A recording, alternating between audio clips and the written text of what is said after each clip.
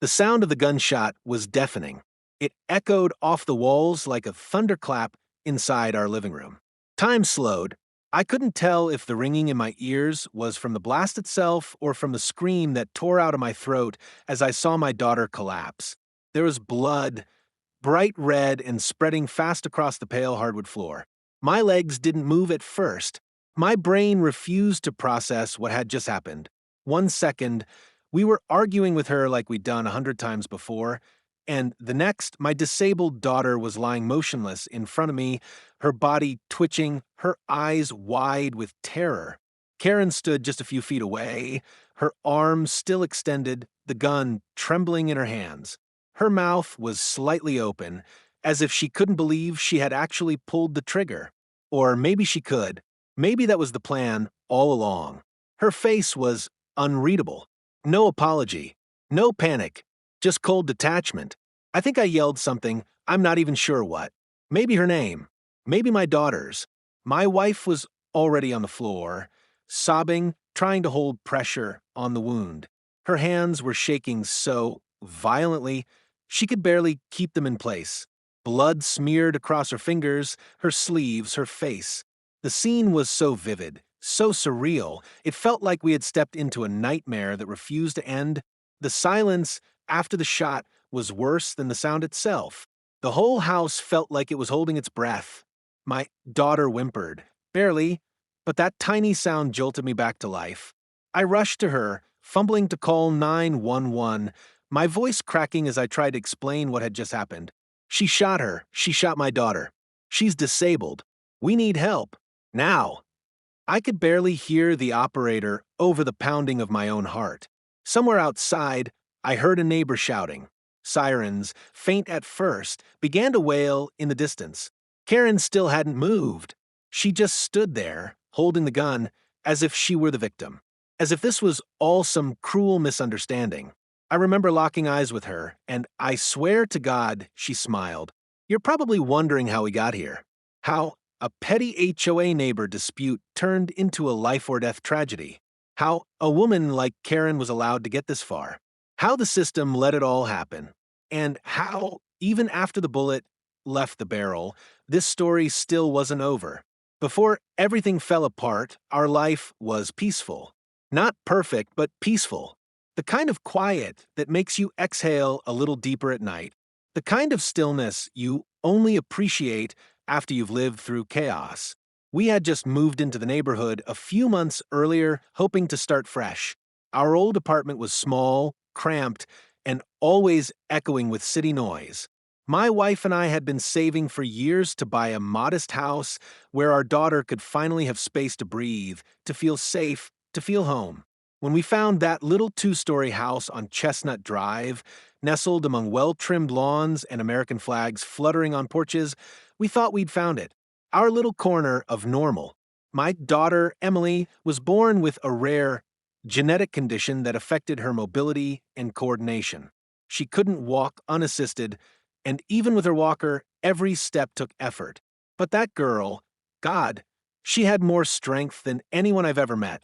Her laugh could light up a room. She had this way of turning even the smallest moment into magic. Watching clouds, brushing her doll's hair, humming to herself in the back seat. She was 8 years old, sharp as a tack, obsessed with space, and always asking impossible questions like, Dad, what if the moon is just a broken piece of Earth? She made us better, me and my wife. She made our house a home.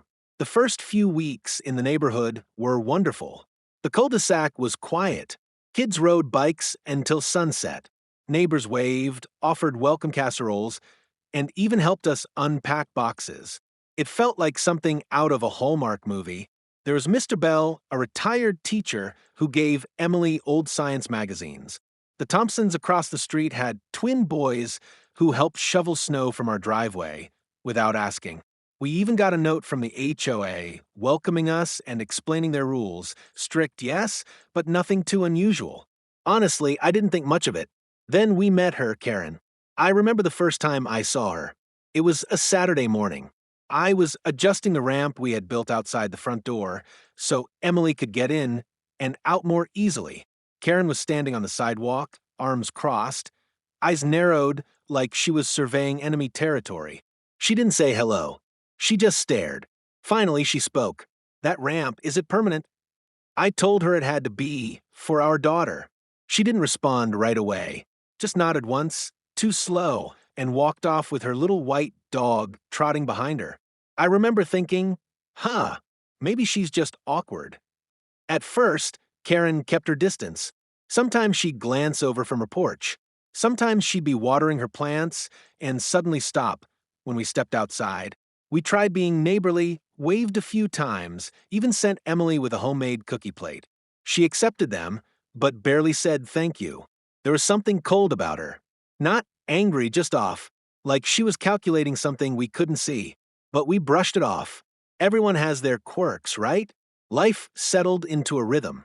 I started working from home more often, so I could help with Emily's therapies. My wife picked up a part-time teaching gig at the local school. Emily started going to a community program for kids with special needs 3 times a week, and every morning we'd walk her to the school van together, her holding my hand tightly, her little purple backpack bouncing behind her. She'd wave to the neighbors with that big goofy grin. Sometimes shout "good morning," even if no one responded. We were happy. Truly. Weekends meant pancakes and cartoons. Evenings meant books, laughter, and stargazing from a backyard. Emily loved looking at the stars, said they made her feel big, not small, that we were part of something huge. I'd lie beside her on the grass, her head resting on my arm, her voice barely a whisper. "Dad, I want to go up there someday." And I'd always say the same thing. "You will, kiddo. You'll go higher than any of us." But even in those peaceful days, Karen's presence started creeping in like a draft under a closed door. It started with petty things, small notes taped to our door. "Please trim your bushes properly. They are extending beyond the acceptable line." Or, "Your trash can was left out 6 hours past the allotted time." Then the HOA violations arrived, one after another. Our mailbox wasn't the right shade of gray. The ramp wasn't in the approved design registry. Emily's therapy van was parked 2 inches into the street when dropping her off. I was stunned. We were model residents, but the violations kept coming, and every time, Karen's curtain would shift ever so slightly as we opened our front door. We told ourselves not to overreact, that it was probably a misunderstanding, that maybe she was just too invested in rules. But beneath that calm exterior, something darker was stirring. We could feel it. And Emily, she started noticing too. She once whispered to me, "Dad, the lady with the dog doesn't like me." It broke my heart. She shouldn't have to feel that. Not in our new home. Not where she was supposed to be safe. Still, we kept trying to be kind. To be better. We smiled. We greeted. We stayed inside the lines. But when peace begins to crack, no matter how small the fracture, it never heals the same. And we didn't know it then, but the storm was already forming, and Karen was standing at its center, holding her rules, holding her bitterness, and one day soon, holding something far more dangerous. At first, the signs were small enough to ignore. Just little things that could have been chalked up to a grumpy neighbor with too much time on her hands. But with Karen, what started as passive discomfort quickly mutated into something far more sinister, something calculated. Looking back, I can see now that her hatred wasn't just aimed at us as neighbors, it was aimed directly at our daughter. The first real red flag came 2 weeks after we installed wind chimes in the backyard. Emily loved the sound. She said it made the wind feel like it had a voice, like nature was singing to her. Every time the breeze picked up, she'd giggle and say, "It's talking to us, Daddy." It was a tiny joy in her world. But Karen didn't see it that way. A formal complaint was filed through the HOA. Disruptive noise originating from backyard fixture, inappropriate for residential environment. It seemed absurd. They were just wind chimes. But we took them down anyway, not wanting to cause a stir. Emily didn't understand why. Was it hurting someone? She asked, confused. I told her, some people just don't know how to enjoy things. I smiled when I said it, but deep down I was irritated. Still, we let it go. Then came the wheelchair complaint. Yes, her wheelchair. One afternoon, I found a note on our door. Please ensure medical equipment does not cause disturbance during common quiet hours. I laughed at first. I thought it was a prank. But when I called the HOA to clarify, they confirmed it had been submitted anonymously. But everyone knew who it was. Who else had the time or the obsession to document the squeak of rubber wheels on concrete at 8 a.m.? That's when the visits started. Karen began showing up at our doorstep without warning, pretending to be helpful. She'd knock and say things like, "I just wanted to remind you that your garbage can is an inch out of alignment," or "that plant on your porch isn't on the approved list." Once, she actually rang the doorbell to say our daughter's therapy mat in the front yard was lowering property value. I remember just staring at her. No words, just disbelief. Then we started noticing her watching. Every morning, like clockwork, Karen stood on her porch, not sipping coffee, not chatting with neighbors, just staring at our house, at Emily. Her dog sat motionless beside her, leash taut in her hand. If I opened the blinds, her eyes would already be locked on us. And it wasn't just casual glancing. She watched intently, as if documenting our movements. Sometimes she'd be holding her phone up, clearly recording or taking pictures. Once, I saw her aim her lens directly at our living room window. That was the day we bought curtains. At night, my wife and I started whispering about her. It felt ridiculous, almost paranoid, but something about Karen wasn't right. Emily started having trouble sleeping. She said she felt like someone was watching her through her window. We installed a camera above our porch, not for theft, but for peace of mind. Days later, we received another violation letter. Unauthorized surveillance device visible from public space. The HOA letters started stacking like junk mail, each more absurd than the last. Violation: grass 1 inch over regulation height. Violation: front light bulb too bright. Violation: front door paint slightly faded. Violation: child sidewalk chalk art considered graffiti. Sidewalk chalk. Emily had drawn a rocket ship and stars near the driveway. She had written in large, shaky letters, "To the moon, someday." Karen had scrubbed it off herself before filing the complaint. We tried to reason with the HOA, but they were no help. They said everything was processed by the book. When I asked who kept submitting these reports, they simply replied, "We cannot disclose complainants, but all reports are reviewed for legitimacy." The whole process was rigged. We were being punished in our own home by someone who saw us as invaders. Then came the most invasive moment yet. One afternoon, I was home alone. My wife had taken Emily to her therapy session. I was in the garage, sorting through boxes, when I heard movement outside the back window. I walked toward it slowly and peeked out, and there she was, Karen, standing inside our backyard. Her excuse? I thought I saw something suspicious and was checking for safety. She had entered through the side gate, uninvited, no permission, no concern. She walked away calmly, like she had every right. That was the moment I realized this wasn't just harassment. It was obsession. My hands were shaking when I called the non-emergency police line. I filed a report, but the officer who showed up didn't seem overly concerned. "She didn't damage anything, right?" he asked. "Just keep your gate locked from now on." That was it. Emily asked why I installed a second lock on the back door. I told her it was for extra safety. She nodded like she understood, but I could see the questions bubbling behind her eyes. A few days later, Emily came home crying. Apparently, Karen had approached her on the sidewalk while she waited for the van. My daughter said Karen knelt beside her and whispered, "You're making this neighborhood ugly. You don't belong here." I was shaking with rage when Emily told me. I wanted to scream. I wanted to kick down Karen's door and ask what kind of monster says something like that to a child, a disabled child. But we didn't do that. We documented it. We added it to the list. We called the HOA. We called the police. We called our lawyer. But nothing changed. The system didn't care until something irreversible happened. Until property wasn't just violated, but flesh. Until the complaints turned into sirens and the scribbled violation forms turned into a blood-stained report. We didn't know it yet, but we were past the point of warnings. Karen had moved beyond petty rules and neighborhood politics. She wasn't watching us anymore. She was hunting us. It was only a matter of time. We could feel it, like the slow rumble of a train approaching long before the tracks begin to shake. Karen had pushed every limit, crossed every boundary, and picked at the edges of our lives until we bled frustration. But up until then, we still believed she had lines she wouldn't cross. We were wrong. The final week before the incident felt different. Heavy. Karen had grown more bold, more invasive, and less subtle. She no longer just watched us from her porch, she followed us.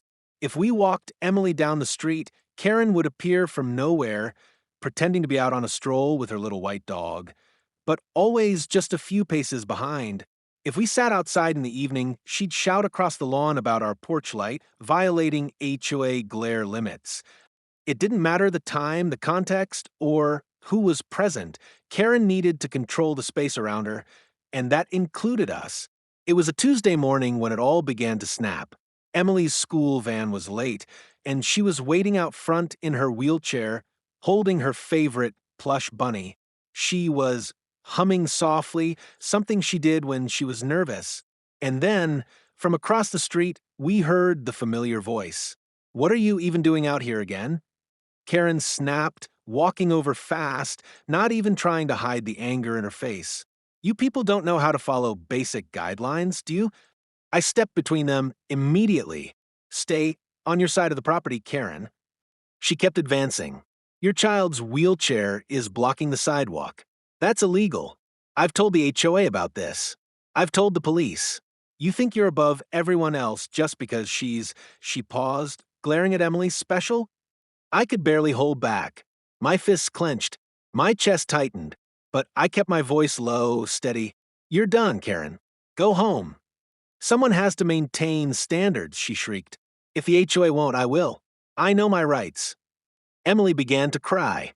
My wife rushed to her side, shielding her from the onslaught. Karen didn't flinch.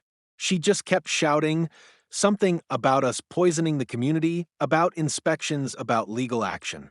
That's when she stormed off, but not back to her house. Instead, she circled around to the side of ours.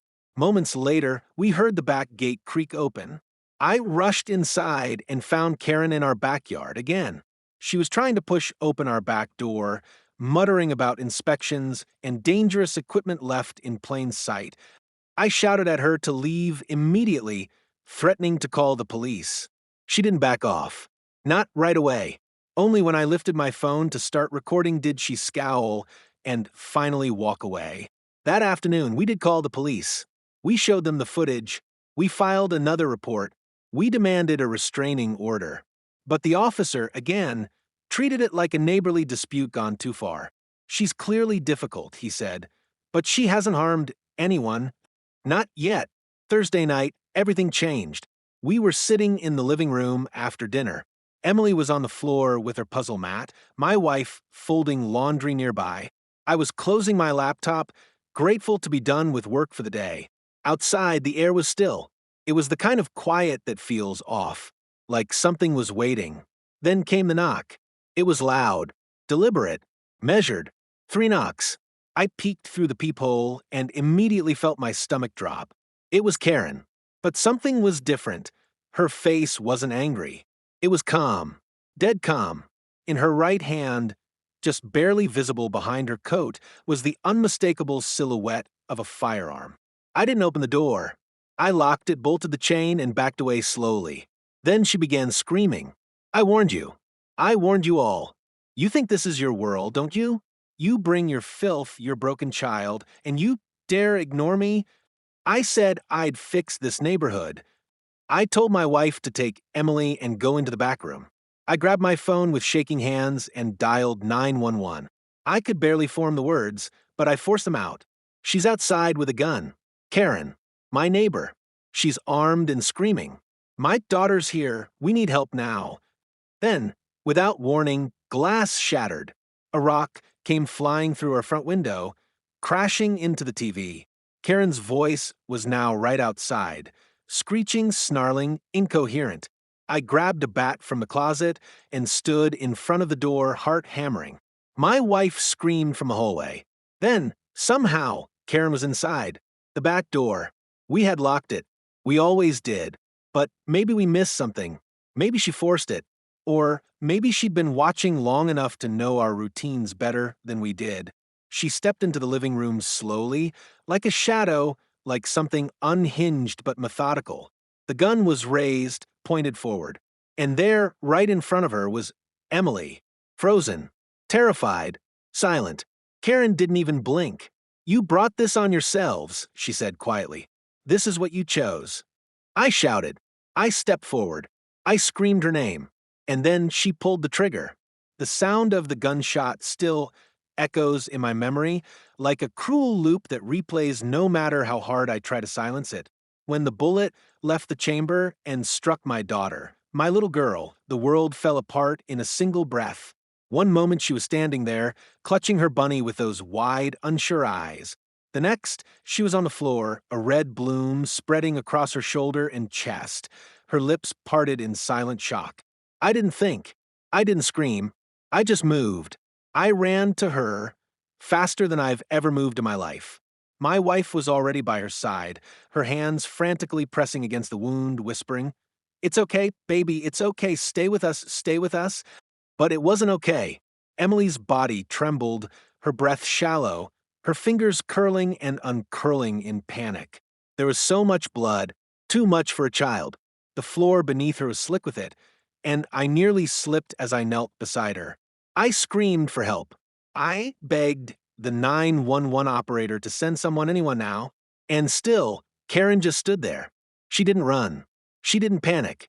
She lowered the gun slowly and stepped back, blinking as if trying to register what she had just done. When the first sirens pierced the silence, I finally breathed. Officers stormed in seconds later, guns drawn, ordering Karen to drop her weapon. She didn't resist. She gently placed the gun on the floor, calmly raised her hands, and said one thing that made my blood turn to ice. It was self-defense. She lunged at me. My daughter, my disabled daughter, who can't even run unassisted. My child who flinches at loud noises, who clings to her walker for every trembling step. Karen was already rewriting the story, already positioning herself as the victim. Emily was rushed to the hospital in critical condition. The bullet had torn through soft tissue just below her clavicle and missed her heart by less than an inch. The doctors said it was a miracle that the bullet hadn't shattered bone or pierced an artery. But I wasn't thanking anyone. I was raging inside, held together only by the sight of her fingers twitching in the hospital bed. The next few days were a blur of surgery, sterile lights, and waiting room prayers. Emily didn't speak at first. She just lay there, eyes distant, lips dry, her bunny tucked beside her like a lifeline. My wife and I barely left her side. We took turns sleeping in the hospital chair, whispering reassurances we weren't sure we believed. But outside that hospital room, the real nightmare was just beginning. Karen wasn't arrested. Not that day. Not the next. Not even after the police watched the footage from our porch camera. Apparently, because Karen had entered through the back, and because the shooting happened indoors, the footage didn't show the complete incident. She claimed Emily startled her, that she feared for her safety. And somehow, that was enough to delay formal charges. The media caught wind quickly. At first, the headlines were sympathetic. Child shot by neighbor in HOA dispute. But within days, the narrative began to twist. Disabled girl may have provoked altercation, sources say. Gun owner claims she acted in self-defense. Community divided over shooting in quiet suburb. They didn't know Emily. They didn't know her heart, her fragility, her gentle soul. But facts didn't seem to matter anymore. The public wanted a headline. The HOA released a vague statement about ongoing tensions and unfortunate misunderstandings.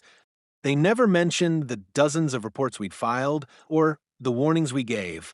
I stood in front of the mirror one morning at the hospital and barely recognized myself. Hollow eyes, a clenched jaw, rage simmering just beneath the surface. Not just at Karen, but at everything. At the HOA for enabling her, at the system for doubting us, at the world for turning a child's pain into a political debate. Emily eventually regained her voice. Her first words were quiet, trembling. "Was it my fault?" she whispered. I broke right there. I fell to my knees beside her and sobbed into her tiny hands. No child should ever ask that question. No child should have to carry that guilt, especially when she was the victim of someone else's madness. The police did eventually file charges, but not for attempted murder. Reckless endangerment, unlawful discharge of a firearm. They said proving intent to kill was difficult because the incident happened inside our home and there were conflicting accounts. I wanted to scream in that courtroom. Karen sat there like a stone, her lawyer spinning a tale of fear and pressure and neighborhood harassment, as if we were the ones who spent months tormenting her. The judge allowed her to go home on bail. She walked out that day like she had just finished grocery shopping. The neighborhood changed overnight. Some people brought flowers and cards to the hospital, quiet apologies for not speaking up sooner. Others avoided us, walked past with eyes down, afraid of being dragged into something that was now too big, too loud, too messy. The HOA never contacted us again. No apologies, no suspension of Karen's privileges, no acknowledgement of what their blind enforcement had helped enable. We eventually left that house, sold it, moved far away, not because we couldn't afford to stay, but because staying meant waking up every day to the memory of that floor, that stain, that moment. But the trauma didn't leave with the house. It followed us, in Emily's nightmares, in our tension-filled silences, in the way my wife flinched every time a door slammed too hard. We carry it all still, not just the wound, but the injustice. The reminder that sometimes monsters wear polo shirts and carry HOA clipboards.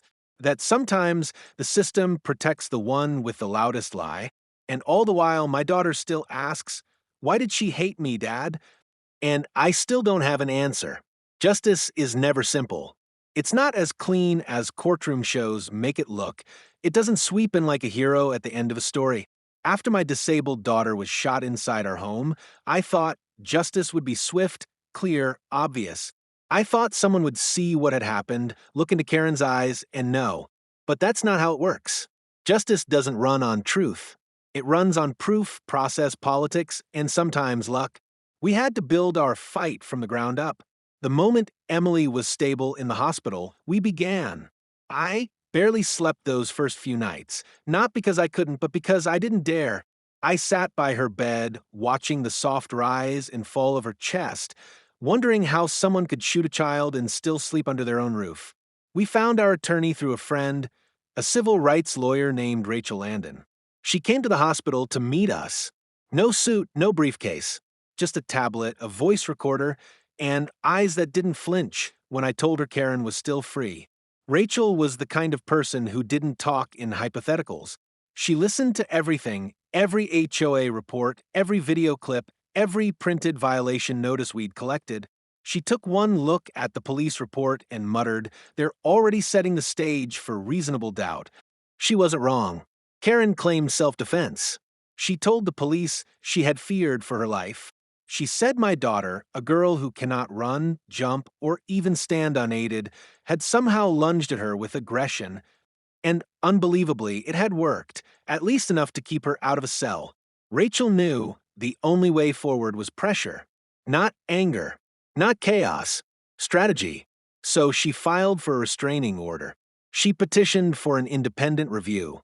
She subpoenaed Karen's HOA complaint history and pushed for every second of police body cam footage from that night. We need to show a pattern, she explained, not just one act, but a series of escalating behaviors ignored by everyone who should have intervened. And slowly, things started to shift.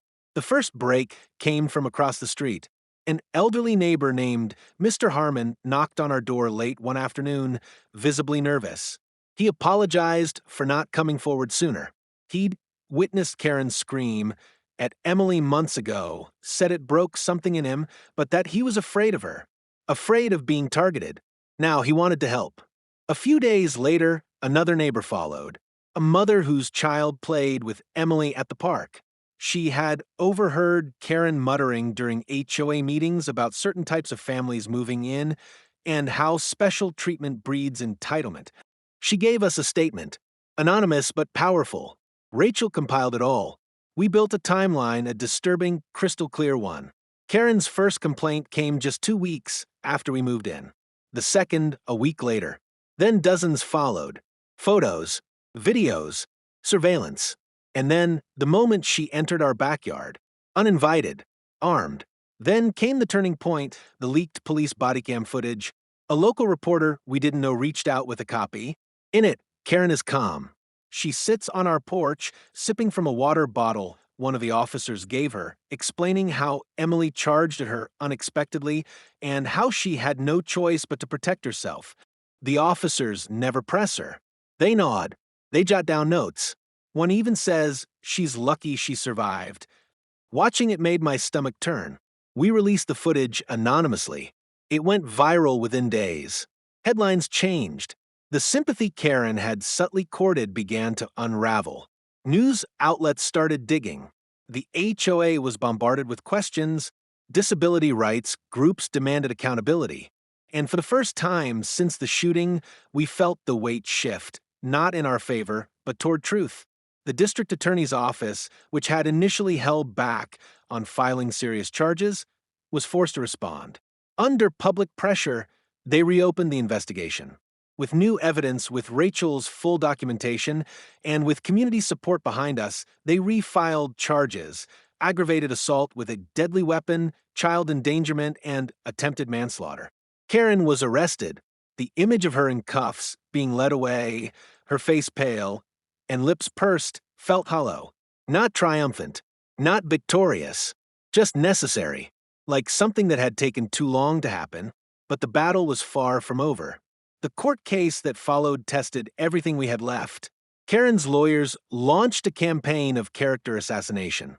They painted her as a defender of neighborhood values who was terrified of our daughter's erratic behavior. They tried to access Emily's medical history, her school records, even our emails with the HOA. They turned the courtroom into a theater where my family's life was scrutinized like a crime scene. But Rachel was ready. She countered every lie with facts, every deflection with dates, every accusation with video. She introduced neighbor testimonies, medical expert reports confirming Emily's physical limitations, and played the 911 call where my voice cracked in panic. You can hear the fear, Rachel said to the jury, but it wasn't coming from Karen. It was coming from a father watching his child bleed out on their own floor. Emily didn't take a stand. She was still healing, physically and emotionally, but we showed a short clip of her recovery, her in physical therapy, her asking if she'd ever go outside again, her holding her bunny and saying, "I still want to go to space one day." It was all we needed. After 2 weeks, the jury deliberated for 11 hours. The verdict, guilty on all counts. Karen cried. We didn't. The sentence, 13 years. No parole for the first 7. Some said it was harsh. Others said it wasn't nearly enough.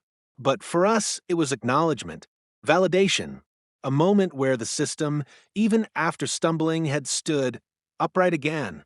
And yet, justice doesn't erase the memory. It doesn't take away the fear. Emily still flinches at sudden noises. She still asks if the lady is gone for good. We reassure her every time, even if the reassurance feels fragile. But we won't let fear write the end of our story.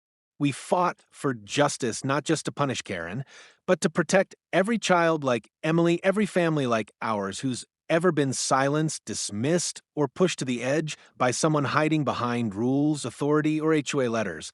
And now we speak, because silence is what allowed Karen to grow dangerous. But our voices, raw, tired, unwavering, are what brought justice back through the door she tried to break. And we're never going silent again. The courtroom was colder than I expected. Not physically, but emotionally. Sterile, neutral, quiet. It didn't feel like the place where the truth was supposed to come out. It felt like a theater waiting for actors to take their places.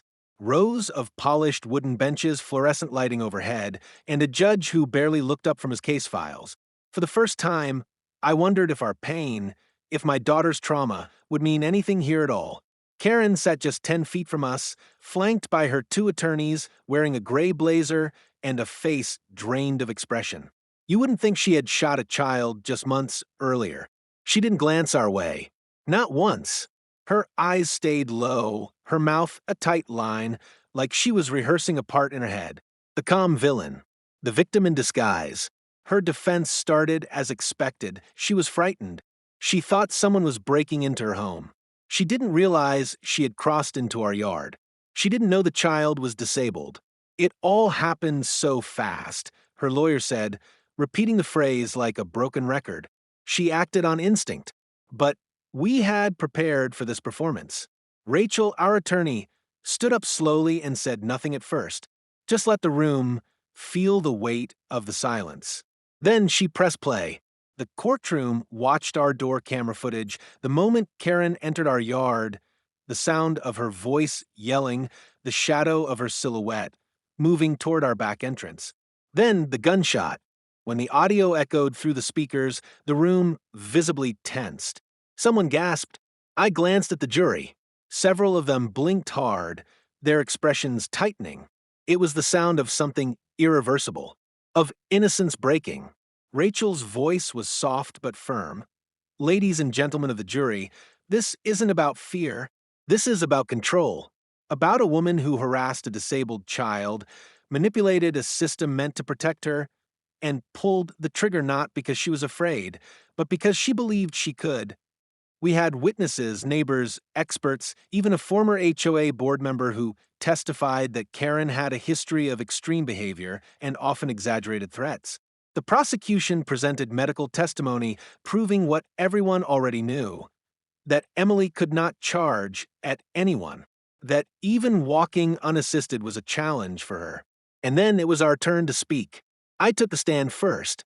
My palms were sweating. I felt every eye in the room on me. I told them about the harassment, about the notes, the surveillance, the violations. I told them about the fear, about Emily's screams, about holding her tiny hand while blood poured from her body. I didn't cry, not in front of Karen. I wanted her to see that we weren't broken. Then my wife spoke, her voice shaking but clear. She described the morning routines, the whispered prayers, the nights spent begging Emily to believe she was safe. The jury listened. Some nodded. Others avoided eye contact, as if it hurt to hear. And finally, they asked if Emily would testify. She was ready. She had insisted on it.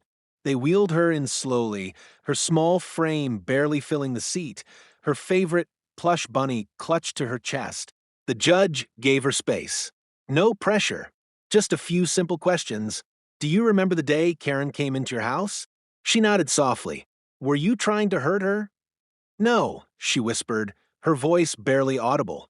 I was just standing there. And how did you feel? Her eyes met the jury. Scared. I thought I was going to die. The courtroom went still. Not a cough, not a shuffle. Just silence. The kind of silence that doesn't need commentary. That speaks louder than any argument ever could. Karen never looked up. The closing arguments came and went. Rachel's final words stayed with me. We teach our children to call for help when they are in danger. This child did that. This family did that. They followed every rule, filed every report, and still were met with violence.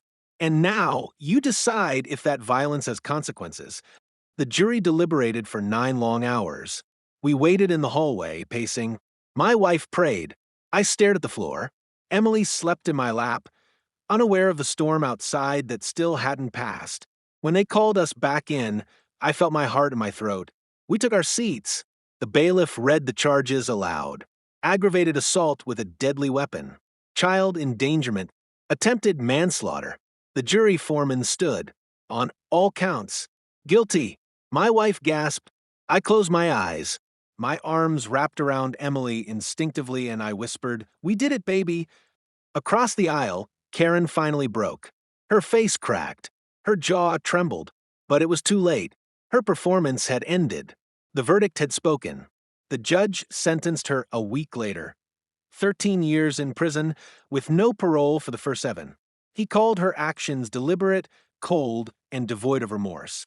He looked directly at Karen when he said, "You were not afraid. You were in control. And now that control is gone." When we left the courthouse, reporters swarmed, but we said nothing. Not yet. Not until we were in the car, driving home in silence, holding each other in the quiet peace we hadn't known in months. Justice didn't fix everything. It didn't undo the trauma, erase the nightmares, or restore trust. But for once, the system didn't look away. And that meant something. Life after the fire doesn't go back to what it was. It doesn't quietly return to old routines or resume where it left off. There's no rewinding. There's just the long, slow process of surviving what tried to destroy you and learning how to live again inside the new version of your life. After Karen was sentenced, we didn't feel triumph. We felt tired, not defeated, but worn down to our bones. The adrenaline, the courtroom tension, the urgency of survival, all of it left our bodies in waves, and what remained was a quiet, unfamiliar silence.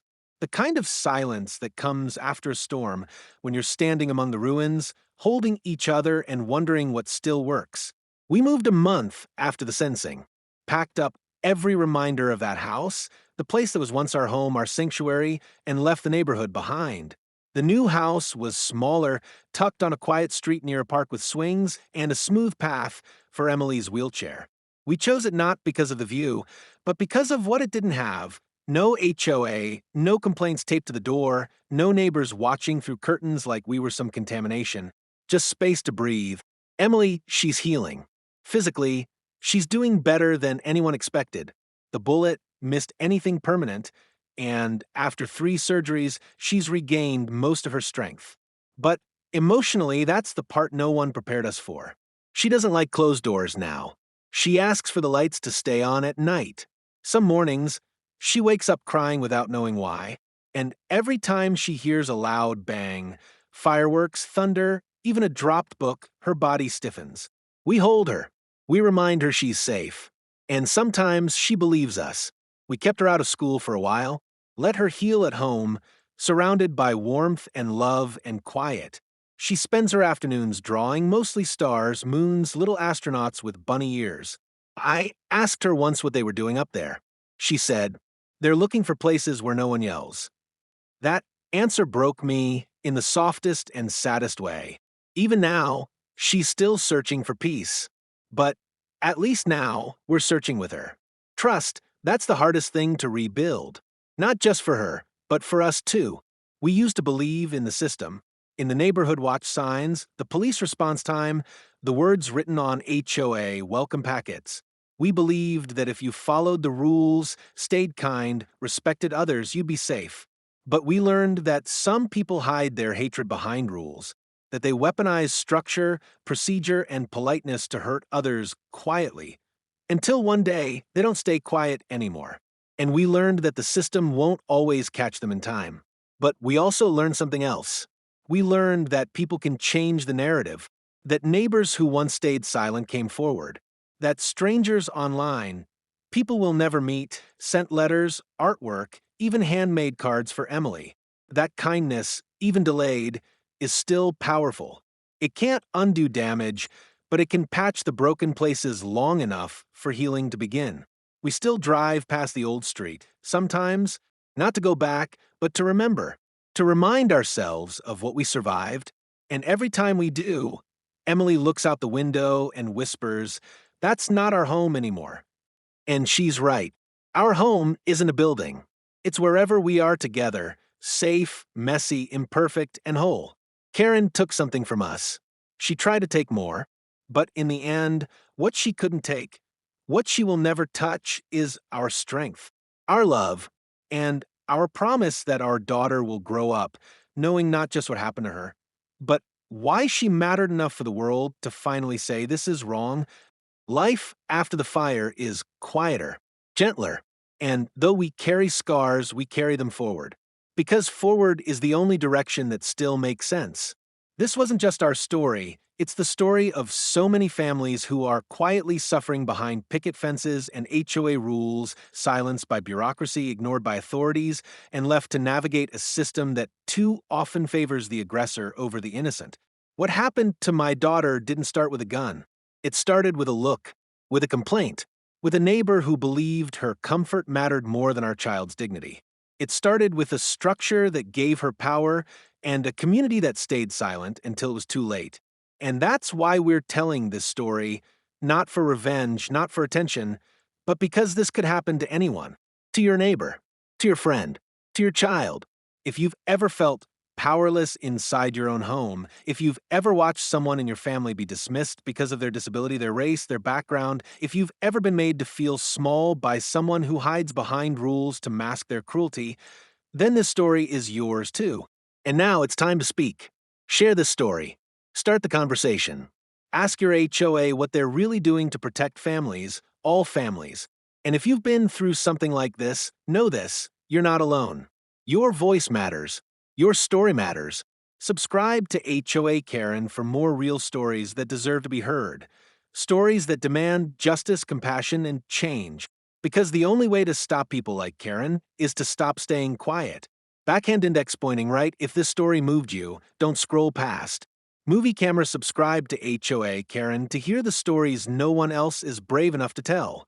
Speech balloon comment below if you've ever dealt with an HOA nightmare or been silenced by a system that failed to protect you.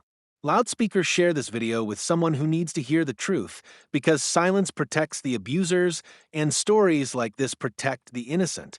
Red heart, let's give a voice to the voiceless. Let's stand with families like mine. Stop sign, let's make sure what happened to my daughter never happens again.